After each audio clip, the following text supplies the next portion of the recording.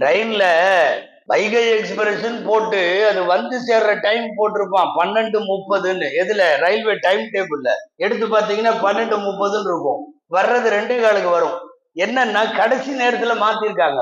அங்க வந்து ஒரு போர்டு வைப்பான், சாரி ஃபார் த இன்கன்வீனியன்ஸ், இந்த மாதிரி இந்த எண் வண்டி இவ்வளவு நேரம் தாமதமாக வந்திருப்பது பயணிகளின் அசௌகரியத்திற்கு வருந்துகிறோம் அப்படின்னு ஒண்ணு கடைசி நேரத்துல வைப்பான். போட்ட விதி வேற, கடைசி நேரத்தில் மாறுறது வேற. அதாவது மேல ஒரு லவ்ஹுல் மஹ்பூதுன்னு ஒரு விதிகளின் பதிவேடு இருக்கும். அல்லாஹ் மட்டும்தான் அதை வந்து இது பண்ணுவான். மலக்குகள்கிட்ட ஒவ்வொருத்தருடையும் வந்து ஒருத்தருக்கு இவ்வளவு ரிஸ்க் அல்லது இந்த வருஷம் இவர் மௌத்தா போகணும் இப்படின்னு எல்லாம் மலக்குகள்கிட்ட பிரிச்சு கொடுத்திருப்பான். அல்லாஹ் அதிலே மாற்றம் செய்வான்.